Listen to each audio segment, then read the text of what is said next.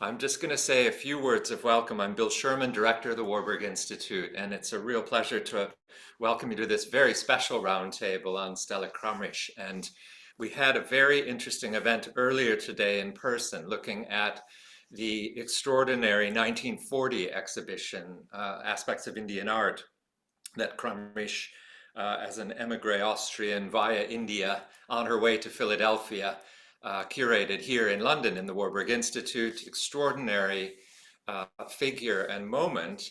I have to say, it's been a long time coming, this exhibition or this event, and maybe better to say a long time coming back to the Warburg Institute. A good decade ago now, my friend and at that point colleague, Sarah Turner, wrote an essay on Kramrisch where she said, and I quote, aspects of Indian art certainly warrants more attention than it has hitherto received. That's still true, and I think it's especially true at the place where it was actually mounted, which is at the Warburg Institute.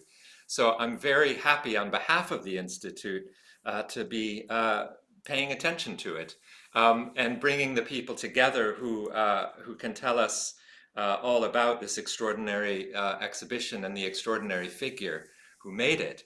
Now, the person who brought the exhibition back to our attention was Jo Ziebritzki, and I'm very happy that Jo is here in the Warburg Institute for a few weeks with us to coordinate some activity around Kramrisch. Just very quickly, Jo's a PhD student in global art history at the University of Heidelberg Center for Transcultural Studies. But amazingly enough, growing out of her MA thesis, she published a fantastic book recently on Kramrisch. And during a book event, book launch event, my colleague here at the Warburg, Matthew Volgraf, was able to attend and said, oh, you really need to get Jo to come and talk about this amazing exhibition. Jo then said, yes, happily, but there are so many experts who have already shed so much light on the exhibition and on the figure of Kramrisch. And so she agreed to host this round table and gather together the people who can start to take us where we need to go. So Jo, very happy that you're here. So special welcome to you. And I'm going to hand over to you to introduce the experts on the panel. Thank you so much, Bill, for the kind introduction.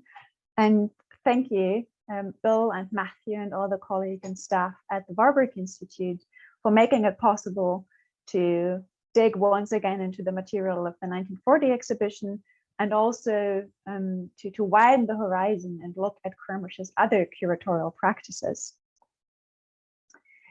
I'm really thankful and happy to be here, and particularly grateful to the three speakers who are Tapati, Guha, Thakurta, Sarah Turner, and Darielle Mason, who have joined us from Kolkata, London, and Philadelphia to discuss the legacy and impact of Kramrisch's curatorial work. Stella Kramrisch lived for almost 100 years, from 1893 until 1993. And during her long life, she saw much change and often initiated it herself. As a researcher, writer, teacher, collector, exhibition organizer, curator, translator, and editor, Kramrisch changed narratives of South Asian art, art historical methods, practices of exhibiting art, and the institutional landscape. She was active across the three continents from which our speakers today come, and her transcontinental travels and migrations enabled her to make the different roles fruitful in changing contexts. Kramrisch constantly rendered her transcontinental and transcultural mode of living into fruitful art historical work, not only for herself, but as well for those associations and institutions with which she was affiliated. She took the role of a transcultural mediator in her writing, teaching, and most certainly in her exhibition making and curating. The three landmark exhibitions testify to Kramrisch's ambition to show that some kind of affinities exist even between people who are seemingly at great distance, might that be geographically, culturally, or historically. And as Bill just said, recent scholarship has shown much interest in Kramrisch's many facets as collector, teacher, dancer, art historian. And I'm happy to see that many of the colleagues who have done this research are here not only on the panel, but also in the audience. And we'll make sure to leave enough room for an engaged discussion with all of you. Today, we try to understand Kramrisch's mode of fostering a transcultural exchange by looking closely at 3 of her key exhibitions: the 1922 Bauhaus in Kolkata, the 1940 Photographic Exhibition of Indian Art in London, and in 1968, the Unknown India exhibition at the Philadelphia Museum of Art. We aim to investigate the formal and informal institutions that Kramrisch relied on and collaborated with to realize these exhibitions. And I'm sure we'll discuss the transcultural potential of each of these exhibitions, their reception and impact in 3 different contexts. And last but not least, the very simple question, when we can speak of Kramrisch as curator and when her role is better described differently. So with this roundtable, we're happy to host a conversation between the 3 named experts who have at length and depth worked on Kramrisch and on the contexts that she shaped and that shaped her. Let me now introduce the 3 speakers before I'll hand over to the first speaker. Tapati Guha Thakurta is Honorary Professor of History at the CSSC, which is short for the Center for Studies in Social Sciences in Kolkata, which she also directed from 2012 until 2017.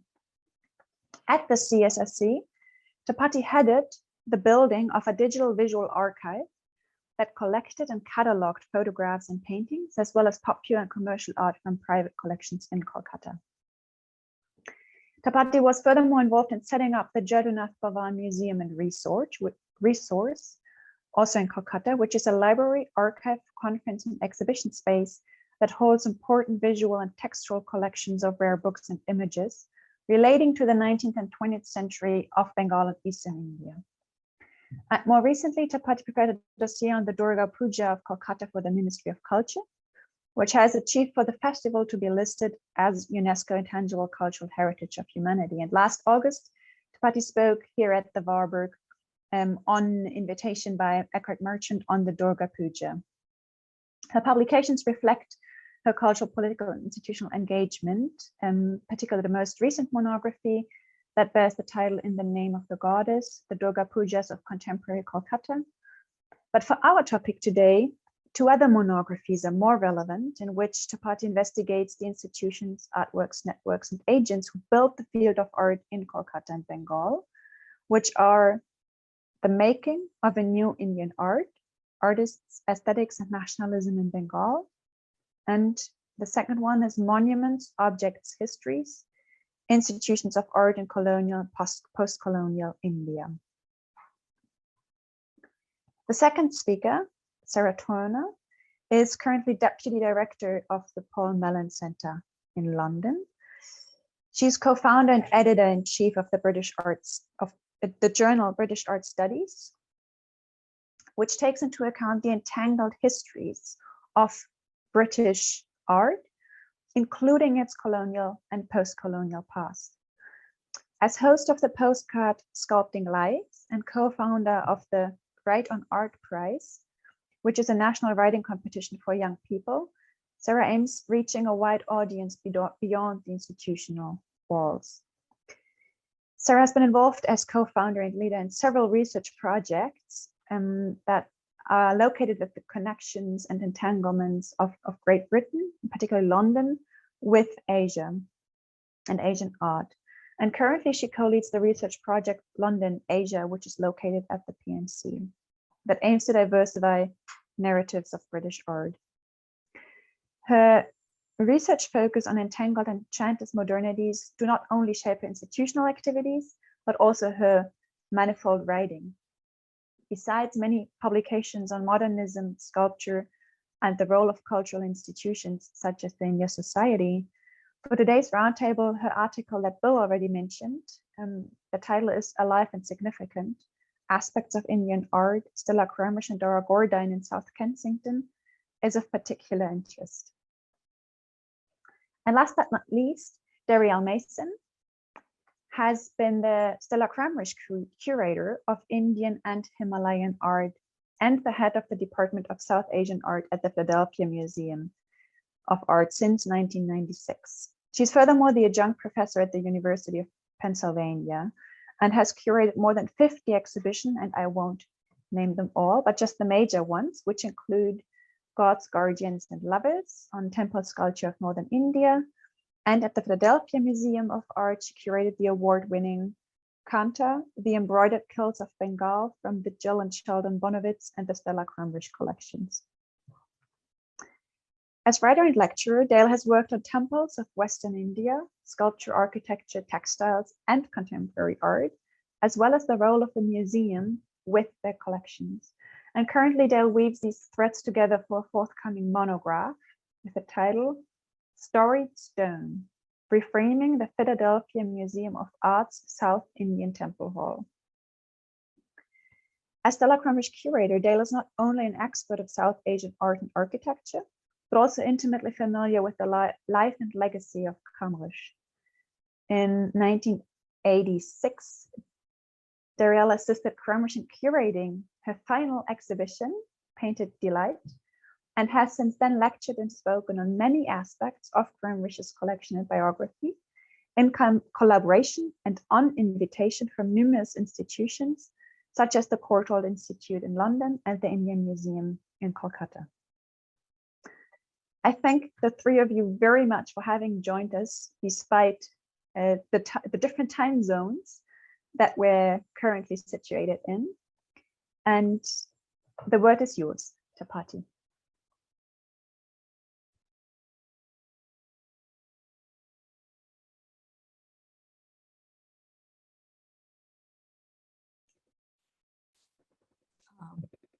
Can you share the screen, please, for my presentation, Jo?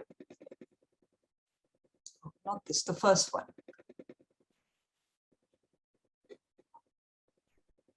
Yeah, just keep it there. Okay. Now, I can't see myself, so I have to remove a pin here, right? Okay, now I can see myself, sure. Okay, let me begin by thanking the organizers for bringing me on board this roundtable. I have to confess that compared to the scholars who are my co-panelists and many of the distinguished audience here, I have not been a specialist on the work of Stella Kramrisch. More important, I think I'm returning to thinking about Kramrisch after a very long break. In recent years, my work has moved in very different directions.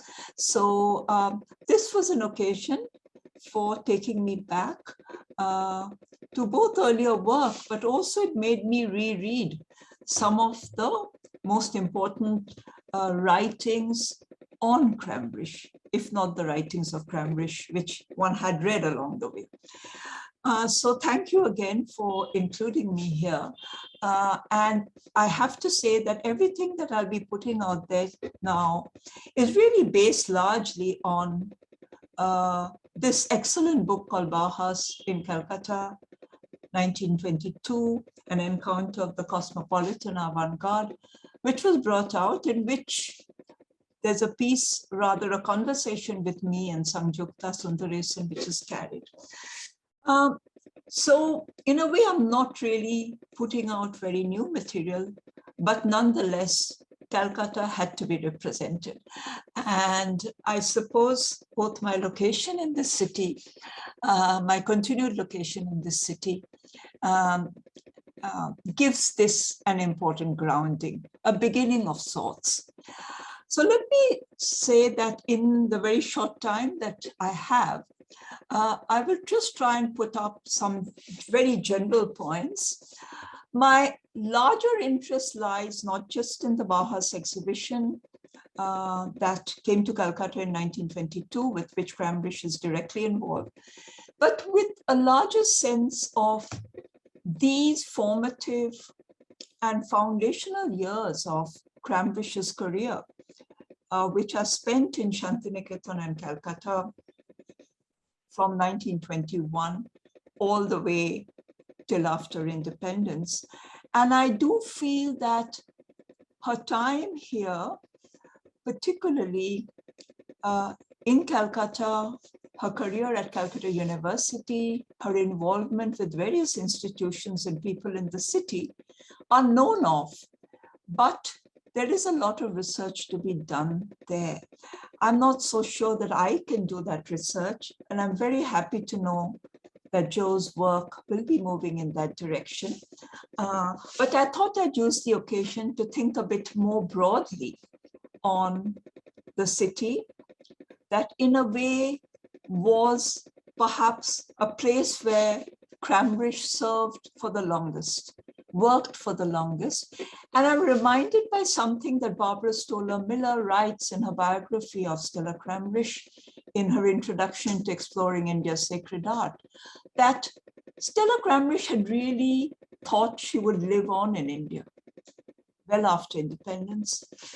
Things got complicated because her husband then took on a position with what then becomes the rival nation in Pakistan. She talks about how her time, suddenly her position in the university, which was always a very lonely position, became under shadow. And then, of course, the tragedy surrounding her husband's death and her decision finally to leave Calcutta in India.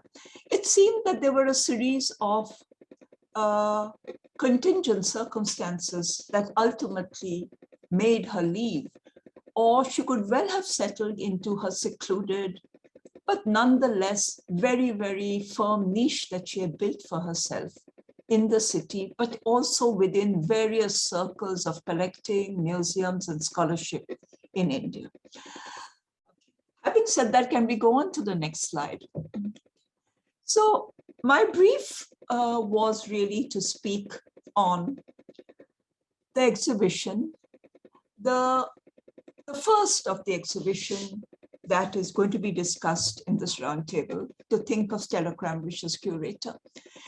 As I said, the book which I refer to right at the bottom of the slide has been a very, very important work that has brought the exhibition out of the shadow, out of obscurity in a way, and many misconceptions and myths and rumors that have circulated around. What happened to the work of the Bauhaus artists when they came to Calcutta? Who made this possible? What was its impact? And so on.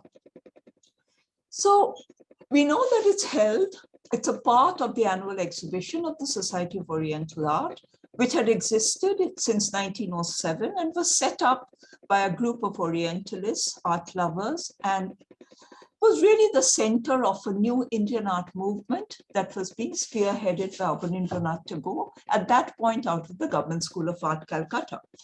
But soon it would find its alternative home in the house of the Jora Shakur Tagores in the Vichitra studio, and particularly in the Society of Oriental Art. And the Bauhaus exhibition, when it went on display, was part of the 14th annual exhibition of the Society. We have an address where it's held, where the Society was housed, and we have a date for its opening, 23rd December, 1922. But there was very little else that Calcutta has retained of this exhibition, this landmark exhibition that came to the city. And Regina Bittner and Catherine Romberg in their book talk very much on how their hunt for a memory or a trace of this exhibition in the city was very hard. Nothing remained. The building had disappeared. So in my own research, I found no archives of the Society of Oriental Art beyond the journal, really. We don't know where the papers were. It exists as part of different memoirs and writing. No catalog existed in any collection here. It was finally found, and I think Parthamita, who's part of the audience, will talk about his role in the discovery of this catalog in Lahore. And it's the catalog that brought back, and in fact, it's such a rare item that I only have a section of it scanned, the Indian art section. And therefore, it's very hard to look up. So it's the rarity and the obscurity of a little catalog that just disappeared. It exists in the memory of scholars, but it does not seem to leave any trace in the city itself. I come back again to thinking about what was at stake in the exhibition, but let me think about how it coincides really with Kramrisch's time in India. She had arrived just a year before that, almost precisely a year before that. She had come to Bombay and taken a train across to Calcutta and on to Shantiniketan. She arrived at Shantiniketan as the Posh Mela, which celebrates the founding of the university. It happens around 23rd December. She remembers arriving. And she is still based in Shantiniketan then. She has not moved to Calcutta. She is teaching Indian and European art in Kala Bhavan, which is a very new institution. She introduces, in a way, European modern art, particularly contemporary European art, to an Indian student group and to Indian art, kind of artists and art historians. So, in a way, together, Stella Kramrisch and the bringing of the works of the Bauhaus artists to Calcutta, they've been seen to represent this momentous juncture of transcultural exchange, a transcultural modernism, a coming together of European and Indian modern art, a momentous event. And historians, among them Professor Parthamita, have given it a very seminal place in thinking about modernism in Indian art of the 20th century. Now, before I come to the debate on what exactly, how we read this exhibition, what the coming together means, let us think a bit about Kramrisch's role in organizing the exhibition. Now, recent work, particularly the work that has gone into this book, but also the writing of Chris Manjapra, which Jo shared with me again, has foregrounded Kramrisch's role in a way, perhaps, that had been slightly lost. Clearly, Tagore is the key person. It's his visit to the Weimar in 1919. He's in London in 1919 when Stella Kramrisch is giving her lectures, a very young scholar giving her lectures at the India Society. That's where she meets Rabindranath Tagore, and Rabindranath Tagore offers her an invitation to come to his New World University. There are very snide remarks that Rothenstein makes, which are in Stoller Miller's work, on Tagore's misjudgment of just agreeing to bring her over, a young, completely untested scholar. But nonetheless, Tagore was willing to take that risk and bring her across. So she arrives. And so this is all happening within a year, but recent work has shown how closely involved she was. She was instrumental in a way that it is she who's persuading Abanindranath Tagore, who's then the secretary of the Society of Oriental Art, to write to Johannes Itten. Her connections go through Strigowski, whose student she was, who's a friend of the Bauhaus. So the fact that she is playing a very important role in enabling the bringing of the works of the Bauhaus painters to this exhibition is established. But I would still raise the question as to whether we can really think of her in a curatorial role in this display. Simply because I think the decision of which works were to be sent were taken by Itten and others at Bauhaus, Walter Gropius, and Bauhaus itself was a very, very new organization, right? Barely 3 years old. And similarly, what would represent art, the Indian art, I don't know how much Stella Kramrisch herself would have been involved in that selection. And I think it is here that she's an enabler. She's clearly writing the introduction. She has a lot at stake in Okay, I have only 2 minutes and I really need to move very quickly. So she's really asking what is at stake in bringing this dialogue with the European modern and the Indian modern. Now here I'd like to quickly then go on to my next slide to think about something that would immediately strike anybody looking at the catalogue of Indian art. There are 177 works by Bauhaus artists, Kandinsky, Klee, Feininger, Itten, and others, including 2 young women students.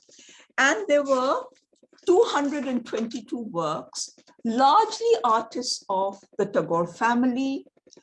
But what's interesting is many of them now have disappeared from the annals of modern Indian art history. They're represented by a school of Indian style painting, of whom the Tagores were the best known. But the Tagores did not make up the numbers in the show. So what I'm showing here is a work by Abanindranath Tagore, which I think was in the exhibition. It's reproduced in the Bauhaus catalogue. It goes by a strange name in the catalogue called Khatam, means the end, though this is called the journey's end. It's a camel lowering its burden. There are works by Abanindranath penning sketches of city life and of the Himalayas, of which these are representatives. The next, please. There's the work by the sister of the Tagores, Abanindranath and Gaganendranath, Chunayani Devi, who's hardly known of then. But these are all artists who are working out of the Vichitra studio, the Society of Oriental Art, and some from Shantiniketan. They represent, interestingly, it's called Modern School of Painting, Bengal. Bengal represents the national modern, and they are presented. Now, I like to think about the incommensurate nature of these two modern, of the two natures of the two moderns that are speaking to each other. Kramrisch is keen on establishing a connection, as is Rabindranath Tagore, and the connection is not formal or stylistic. Clearly, there are very, very disparate ways in which we can think of the two moderns.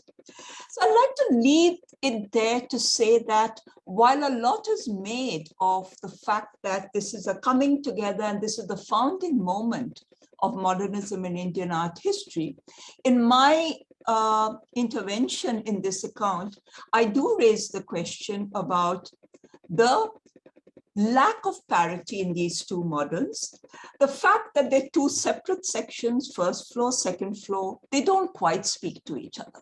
They have their own separate niche. And while a lot is said about the impact of the Bauhaus artists in Calcutta, we know much less on whether at all there was a carryover of the Indian material or that encounter at all, whether it mattered at all to the art of the Bauhaus in Europe. So this is the kind of disparate sense of the two moderns coming together as Kramrisch enables it. The next, please. I'd like to just show some of the artists who are represented there. Ashit Haldar, Ketindranath Majumdar, Abdul Rahman Chugtai, who's not from Bengal. In fact, he's not even directly trained under Abanindranath. He's trained in Lahore, but he's represented as part of modern art from Bengal because he's part of a movement.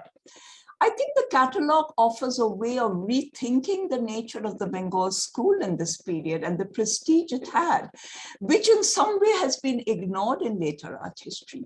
These artists by then are beginning to become heads of other institutions across India, in Lucknow, in Benares, in Lahore. And so there's a spread of the movement. And I think this catalogue marks that moment. Next, please.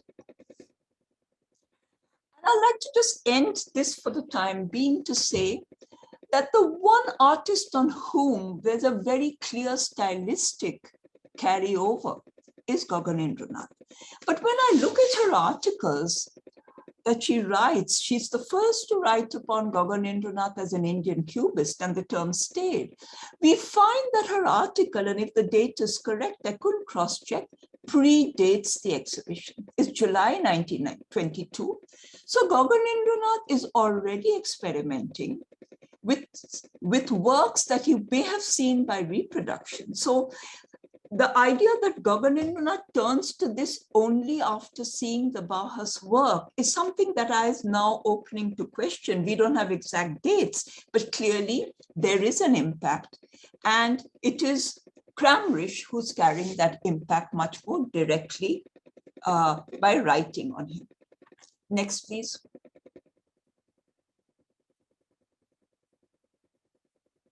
Okay. I'll end with this slide, which is to then, what does the exhibition then open up for us? It opens up, where Kramrisch is concerned, a very, very important set of networks into organizations, publications. And the ones we see here are the two crucial ones. Rupam, which is a one-of-a-kind art journal being brought up. It is already being published before Stella Kramrisch arrives from 1920 to 30. And it's in Rupam that she publishes some of her most important works, both on her specialized field of early Indian art and aesthetics and on modern Indian art. They're featured in Rupam.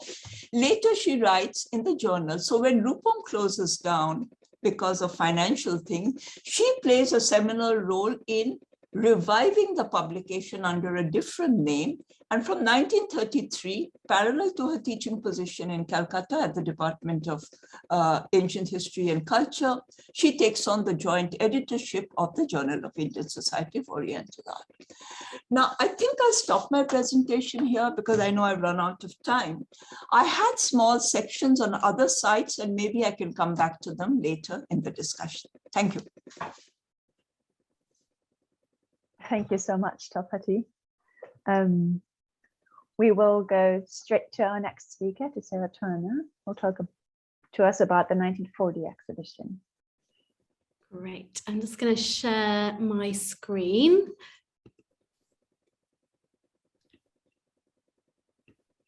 Hopefully you can see that all okay. Great. Well, I shall crack on and just say briefly, thank you so much to Jo, to Matthew and to Bill for the invitation to be here. And it's lovely. I'm in the Warburg speaking to you, so I feel surrounded by some special context.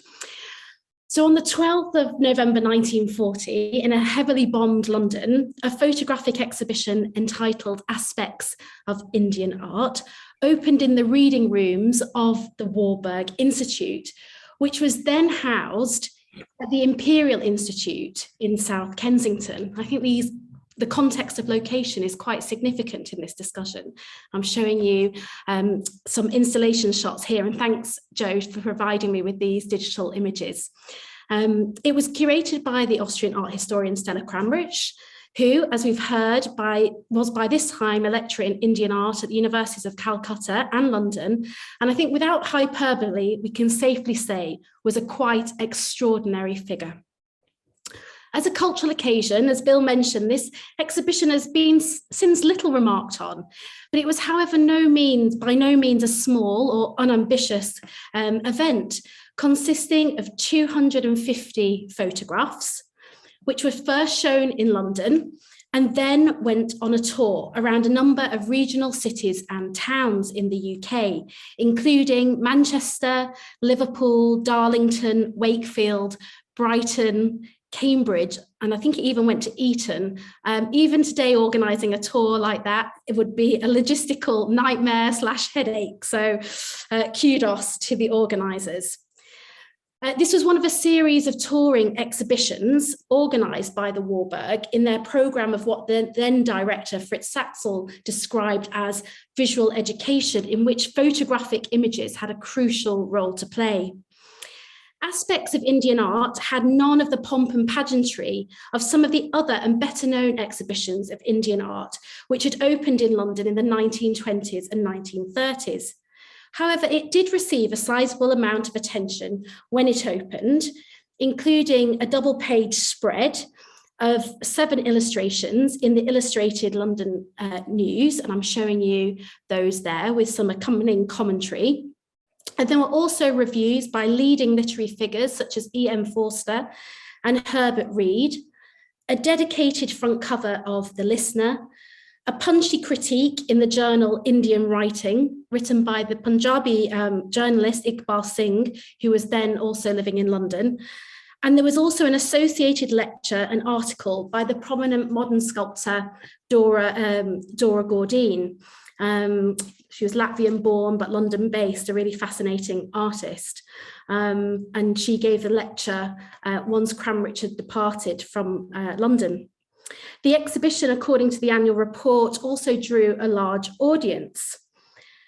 And now, though it's kind of rarely mentioned and secreted quite well away in the archives, aspects of Indian art, I want to argue, is nevertheless an important cultural trace of the diverse network of people, events and exhibitions through which Indian art was put on display, interpreted and rethought at a moment of global turmoil. The texts and images associated with aspects of Indian art provide a material archive of the intertwining of travel and technology. I think this, again, returning to that, this is a photographic exhibition, is crucial here. The personal and the institutional, the colonial and the cosmopolitan, and the intertwining of art and empire at a particular cultural moment, a moment not only of world war, but of increasing colonial unrest and instability. And I really want to see the exhibition here as a nodal point through which we can draw some histories together and think them, not only of British art and Indian art, histories of the Warburg, with histories of the Imperial Institute, bringing Kramrisch and this exhibition as this nodal point through which to think through these histories. Of course, writing and thinking about a temporary exhibition, which occurred over 80 years ago, is a difficult and problematic task. Exhibitions are events and experiences, and as such, the history of any exhibition will always be partial. There'll always be those things missing from the archive, no matter how many installation shots you might be able to dig out. I think, however, aspects of Indian art certainly warrants more attention than it has hitherto received, not only in kind of histories of Kramrisch's own biography, but also I think it really complicates some of the kind of conventional narratives that we have, and also the cuss list of predominantly male colonial art administrators, Orientalist connoisseurs and anti-imperial nationalists who are normally credited with disseminating ideas and narratives about Indian art in the first half of the 20th century anyway. So the key questions that I've got about this exhibition, and which we've been bouncing around today, and I'm really delighted to be on this panel because Jo is really leading a new wave of research on Kramrisch and this exhibition in particular. But I'm really interested in thinking about what the motivations were behind organising a display of photographs of historic Indian art and architecture in London in 1940. My second question is, why did the Warburg, an institute that has a diasporic history of its own, arrange such an exhibition at this particular time? And it was, again, remembering 1940 and the very precarious and fragile history of the Warburg and its stuff in London at that moment. And in what ways did the exhibition perhaps offer an alternative vision of India to the more established modes of museological display available at nearby institutions, such as the India Museum attached to the Victoria and Albert Museum in South Kensington? There's more questions than I can possibly answer in the 7 to 8 minutes I have, but just to pop those out there, and perhaps we can return to some of those in the discussion. At the opening of aspects of Indian art, the director of the Warburg, Saxel, recounted to a gathered audience how this exhibition had come about. And in May of that year, 1940, Kramrisch, he said, and I quote, suddenly turned up from Calcutta to give her annual course of lectures on Indian art at the Warburg Institute. And end of quote. Kramrisch had first given her first lecture series for the Courtauld in 1937, and she continued to do so on a yearly basis for 3 years. Very interesting institutional histories between the Warburg and the Courtauld. Her arrival in London in 1940 had obviously come as a shock to Saxel, and he advised her, for safety's sake, to take the next plane back to India. Kramrisch was a determined person and unfazed by difficult circumstances. And she persisted to give her lectures to a good audience, which I think everyone was quite surprised about, given the circumstances. Kramrisch had planned to return to India after her lectures, but wartime travel disruption meant that there was no way of getting there at that particular moment. And Saxel praised Kramrisch for her courage and industry at that moment. And he remembered, and I'm quoting him again here, with the energy characteristic of her, she made plans to make her useful to the cause of Indian art while she was detained here. I, that's Saxel, proposed this exhibition, but warned her that it would be exceptionally difficult to collect the material in the present circumstances. She refused to be frightened and started work at once, end of quote. So Saxel and the Warburg Institute provided Kramrisch with a temporary home for her work whilst in London. And the exhibition was part of the Warburg Institute's wartime strategic focus on public activities, which included the circulation of exhibitions and publications, as well as an emphasis on lecturing and teaching. And again, I think we have to see this exhibition within that trajectory, within that wider programme that the Warburg Institute organised of public activity. A second exhibition at the Warburg focusing on Islamic art in India was planned as a kind of partner to this exhibition, which primarily focused on Hindu and Buddhist art and architecture, but it was never realised. Aspects of Indian art was a collaboration between Kramrisch, the Warburg, and the India Society, the latter two organisations sharing the costs between them.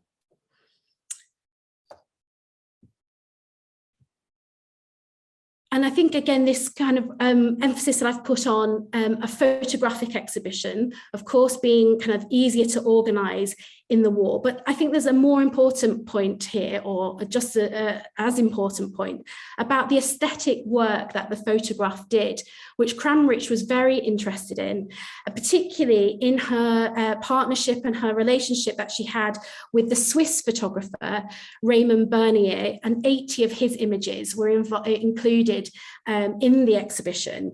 And she would go on to work with him. Again, many of you will know the work that Bernier did with Kramrisch for the monumental publication, The Hindu Temple, which was published in 1946. So again, I'm sort of arguing that perhaps aspects of Indian art was an important precursor to the Hindu temple and some of the ideas that Kramrisch put forward in that, and particularly the work of the photograph in articulating ideas about the vitality of Indian sculpture, Kramrisch's ideas about dynamism, rhythmic movement of the body in sculpture. And I think, again, Bernier's photographs with these very kind of dramatic lighting, these kind of very eye-catching angles helped convey some of that. Just showing you another installation shot of the opening.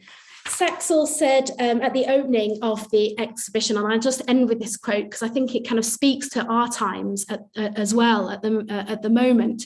He said, and I'm quoting, "In these days when museums are closed and libraries inaccessible, a photographic exhibition can perform an important task. It can present new ideas and new aesthetic values. It can lead to a deeper understanding of the life and thought of another race. It is our hope that Miss Kramrisch's work will produce such fruit and be helpful to all those who seek for a better understanding of the great living tradition of Hindu thought," end of quote. There's a lot to unpack in that quote, but I think that idea of a photographic exhibition or an exhibition that can produce a deeper understanding, and the idea that an exhibition is productive of new ideas, that it can also be a provocative statement, it can offer an argument rather than the last word. And I think in that we see how, I hope I've given you an idea about how I think both Kramrisch, but particularly in collaboration with Saxel, and I think that's really important. This was a collaborative endeavour envisaged of a touring exhibition of photography where the photographic image could do work to cut across boundaries and borders, both historic and contemporary. And I don't think we should see it as a standalone event, but part of this cultural network of the Warburg and associated institutions, people and personalities. And it's an important node through which we can think about the ways in which Indian art was interpreted and communicated in Britain at this moment of war and global turmoil. So I'll just end my comments there and look forward to discussing them with you a bit later. Thank you so much, Sarah, for these insights in the 1940 exhibition. And even though I know this is a lot of information, we've been in Calcutta in the 1920s looking at an exhibition of modern art. Then we've been in the Warburg in London looking at a photographic exhibition of ancient Indian art. And now we jump once again, continent and times, 20 years. We jump to Philadelphia in the 1960s and look at the third of Kramrisch's exhibitions before really going into the discussion. And Darielle, the floor is yours. Well, thank you, Jo. Thank you, everybody at the Warburg. Thank you, Tapati and Sarah, for fascinating talks. And thank you for everyone who's joined today. I am thrilled to be at this roundtable and that you're rediscovering one of Kramrisch's treasures that has been there in London. Now, Kramrisch came to Philadelphia in 1950, and she joined the Philadelphia Museum of Art in Philadelphia in 1954. She had been teaching at the University of Pennsylvania. But her 1968 show, Unknown India, Ritual Art in Tribe and Village, was the first major exhibition that she did for this institution. It also traveled to San Francisco and to St. Louis.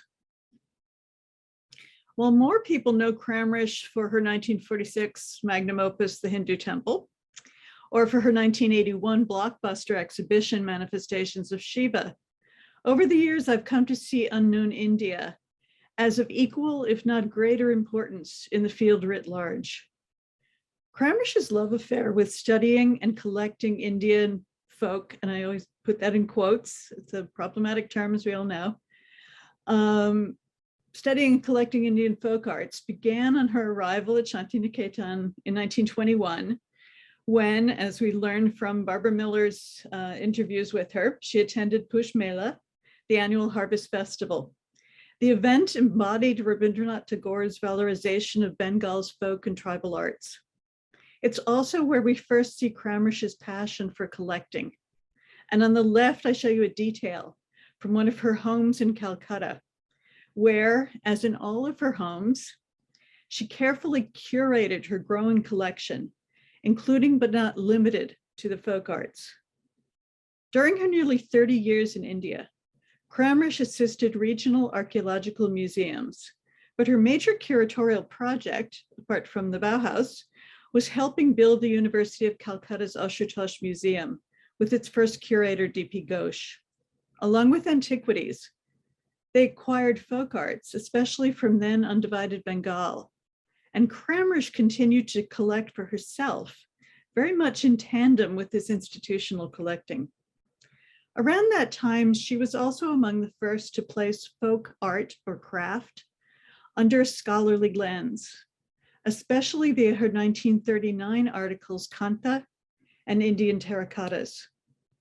While she certainly idealized anonymous artists, her writings imbue their works with a level of respect not previously encountered. One thread from these early articles that stretches to 1968 and beyond, including to 1986, a DT exhibition in Washington, D.C., is her conviction that such non-elite arts exhibit unbroken links with an ancient Indic past. This romantic search for continuity of meaning colored most of the objects and projects she chose during her career, not only related to the folk, and her choices still color the story that Philadelphia's collection tells or is able to tell. Since Kramrisch's ambitions for unknown India was to survey the entire subcontinent, and it was a very different ambition than another show that crossed over in some of its materials, which is the 1955 Museum of Modern Art exhibition, Textiles and Ornaments of India. Since she was trying to survey the entire subcontinent, she very much needed help despite her familiarity. And she found it in the extraordinary anthropologist, folklorist, and painter Haku Shah, who together with his wife Vilu, spent several years scouring villages and interviewing artists. Although Hakubai received little formal credit, there can be no doubt that he was Kramrisch's co-curator in concept, content, and communication. As an exhibition, Unknown India holds a number of surprises. And of course, as Sarah said, one can look at installation photographs, but never actually walked through the show to see how this space is connected. So I am second guessing much here. I do think it did hold a number of surprises though. And as a curator, two of those stand out for me. The first is its very venue. It was located in the focal special exhibition galleries of one of the nation's largest and perhaps most conservative fine arts museums. Not in a natural history or ethnography or anthropology museum, not hidden within the Asian galleries, not in some small lower floor space, but front and center in a space recently occupied by the likes of Picasso, Mondrian, Thomas Eakins, and Manet. The second surprise is its installation design. Stark white walls, each work given ample breathing room, unfussy plexiglass vitrines, and the most minimal labeling. The installation looks cliched today, perhaps, but in 1968, putting this material into Alfred Barr's white box, a statement designed and reserved for Euro-American modernism, was radical. Kramrisch did include a few photographic wall murals and a large map, but this contextualization punctuated rather than dominated, as you can see here. The exhibition narrative was also simple. The rooms divided into 4 regions: East, what you're looking at, West, North, and South, which overlapped into Central India. Each mixed mediums and scale. The loans came from across the US, India, and Europe, with a good number also marked as anonymous, which designated Kramrisch's personal collection. The show was accompanied by a paperback catalog with brief entries, sometimes only a so-called tombstone, and several hundred plus objects, and very sparsely illustrated with black and white photographs. Nowhere near all of them are photographed, although we do have in the museum's own records photographs of everything that was in the show. It was also fronted by an essay by Kramrisch that synthesizes and extends her early writings on the topic. The catalog holds clues to her intentions in the show. For example, she presents major categories, some iconographic, like the spirit riders, others human, like women or tribal, that differ entirely from the organization of the show itself. She also explains why some of the works, such as bardic and ritual narrative scrolls, are by professional craftsmen. She says that they were patronized by village and tribal communities, if not made by them. In the final subsection of her essay, Rural Practice and the Great Tradition, she echoes her earlier opinion that by the 16th century, the great tradition, epitomized by temple art, had faded, diminished, or as she states here, was pervaded by, quote, the spell of autochthony. She works hard to discern a hierarchy, but it ebbs and flows. Village and tribal tendencies watered down the great tradition of temple art. But tribal art had an intensity that outweighed village art. Yet tribal art also penetrated and so reinvigorated village art. And when British patronage got added in the 19th century, its Western naturalism tried and failed to fill the void left centuries earlier by the great tradition. Kramrisch's struggle remains useful since we continue to debate hierarchy and definitions half a century later. Apart from the idea of degeneration, she says little on why she also included some works that could only have had royal or elite patronage, like the wooden architectural elements from Kerala temples, some of which you see here. And although the objects date right up to 1966, she speaks consistently in the past tense, as if creativity or creative vitality in the region had long ago moved into other realms, such as modernism. Might unknown India not be so much about village, tribal, or even ritual art as about unknown art?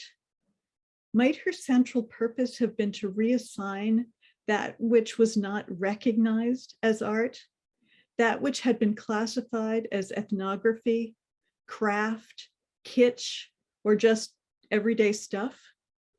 Certainly Kramrisch achieved the impossible by insinuating into the sanctum sanctorum of the US art establishment material not yet even incorporated into the canon of India's own art history. While in 1968, unknown India seems to have had minimal impact on the broader cultural society around the world, might we now, half a century later, find ways to use its lessons and the questions that she struggles with, that she asks, to reevaluate the narrative, to reevaluate the canon? I look forward to your comments. Thank you so much, Darielle, for these wonderful stories and insights and images. While listening to your presentation, it came to my mind that it's really difficult to understand or to see that these three exhibitions, Bauhaus art in Kolkata in 1920, Photographic Exhibition in London in 40, and Unknown India in Philadelphia, that these three exhibitions have been co-curated or curated, or that even that the narratives have been produced by the same person.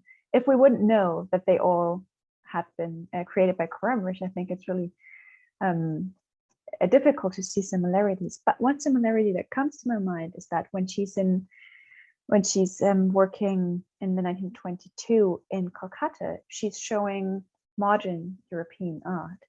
Then in London, she's showing the photographs of the ancient temples. And Darielle, you just told us how she's bringing once again the unknown into the established art museums. So that might be something that she's holding on to. And just to let the audience know, I'm just going to ask one question. I have many more, but I'm just going to ask one question and then immediately open up the floor, because there's so many colleagues who might want to jump in. So my first question is, how did Kramrisch frame the relation between what she was showing and the context she was giving it to? Did she try to mediate, and how did she try to mediate between the exhibition and the audience? And was it just with the exhibition itself? Was there a program, a lecturing program, and so on? Just to also come back to the question of impact that Darielle just rose.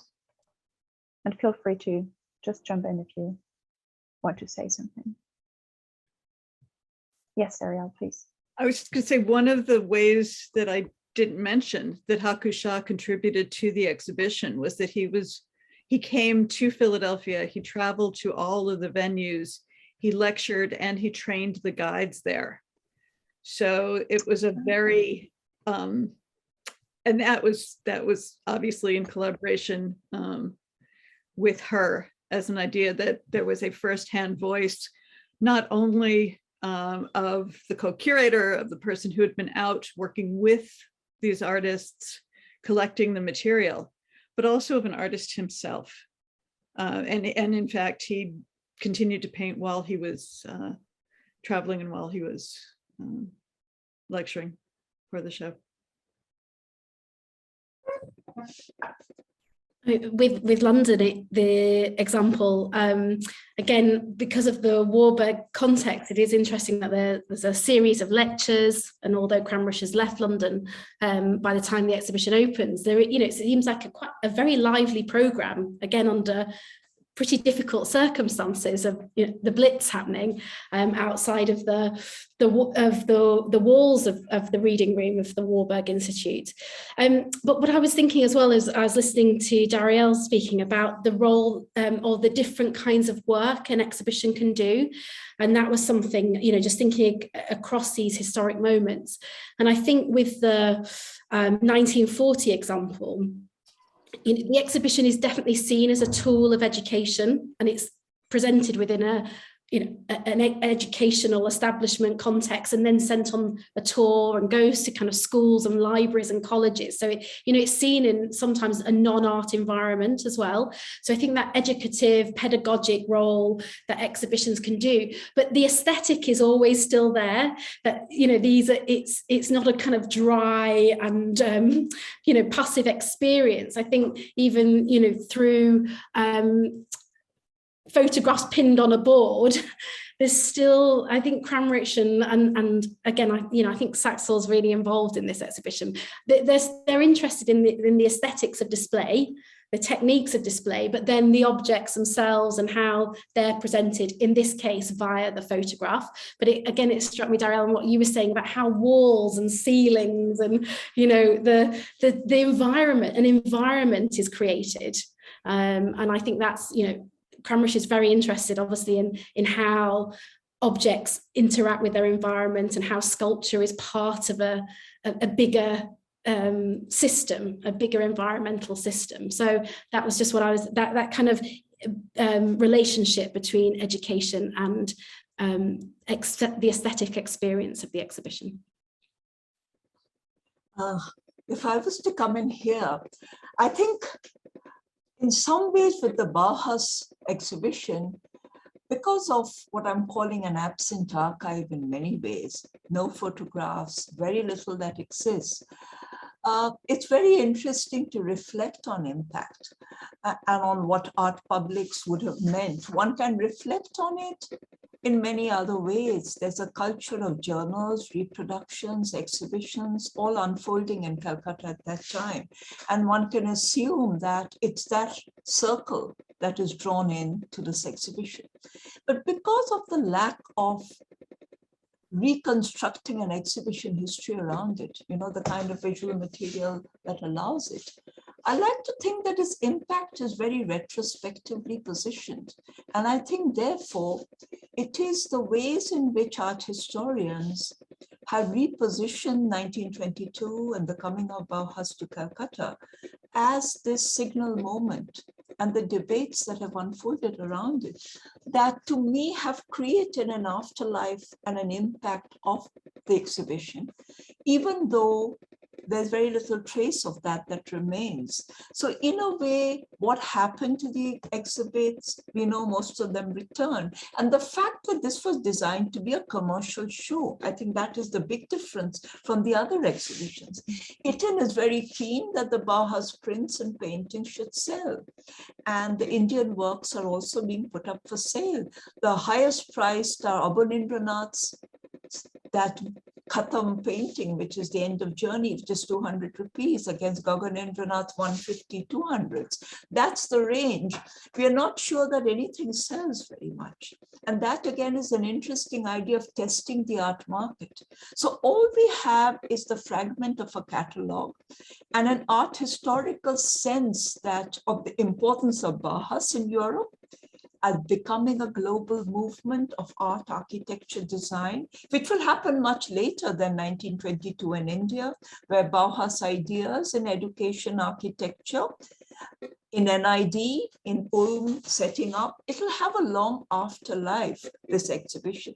So again, I'm very interested in thinking about what impact would have meant then. And I'm willing to say perhaps it did not quite make the mark that it was meant to be. Most of the work returned unsold, except one work by a young women student. And so it is later that connections are made about the importance of this moment and of the speaking to each other. So I think that's how I'd like to respond to the question of impact. But to say, to me, it was an eye-opener about what was the dominant world of Indian modern, the national modern, that was felt fit to exhibit alongside this show, whether they spoke to each other, how, what is this transcultural exchange that we're talking about. And I'd like to here just mention one thing to Darielle. You mentioned the Ashutosh Museum, which was part of the later slides. I had stuff on Calcutta University and the Ashutosh Museum. It's interesting how Calcutta really lays out these three very important areas. Her interest in European modernism, coming out of her long training in Vienna and with the formalist schools. Of course, her interest, developing interest, which moves from Buddhist to Gupta to later medieval. And some of my slides there were of the Varendra Research Society, the Calcutta Indian Museum, Bharut and others where she's training. But Ashutosh Museum is where she's also collecting folk art for the first time. And I think the Ashutosh Museum is where she first tests her skill as a curator and a museum builder. I think that's interesting, not with Bauhaus, no, it's really with the Ashutosh Museum. And the difficult life the museum now has as somebody who lives in Calcutta, opening these up. And that's why the archive in Philadelphia would have been critical for any research. So at the time when I did want to look at it, it was not available at that point. And I've never been able to really return to that work. So which is why the archive is elsewhere. It's not that it's disappeared. The other archive has to be dug out from inside Calcutta University, from inside the Ashutosh Museum. Yeah, I was fascinated when I was working on Kanta, as you know, with some of the parallels, very close parallels between works that are in the Ashutosh and works that are in Philadelphia that literally look like they were made by the same families. And again, you know, the archive was not available, so, and she didn't leave information on her own acquisitions for the most part, but it's of course always a place that we're continuing to think about what that relationship was. Was it sort of, you know, one for the museum and one for me, or how did it work? Yeah, but it's interesting how the three strands of her areas of interest are unfolding in parallel out of this time in India. It's been great to hear so much about the three exhibitions, and thank you all for listening, joining in, commenting. I learned a lot. There's certainly specific tensions that and we will think more about in Kramrisch's work, like continuity and change, modern and ancient art, and within that high art and folk art. What did the context of an empire do in difference to the context of a nation? And when do we speak of her work as a curator or as an enabler? Thank you so much to Tapati, Sarah, and Darielle for joining your thoughts and images. Thanks for all the comments, and to the Warburg Institute, and particularly Bill and Matthew for hosting. And that's it for today. Bye-bye. Bye. Thank you very much. Bye. Bye.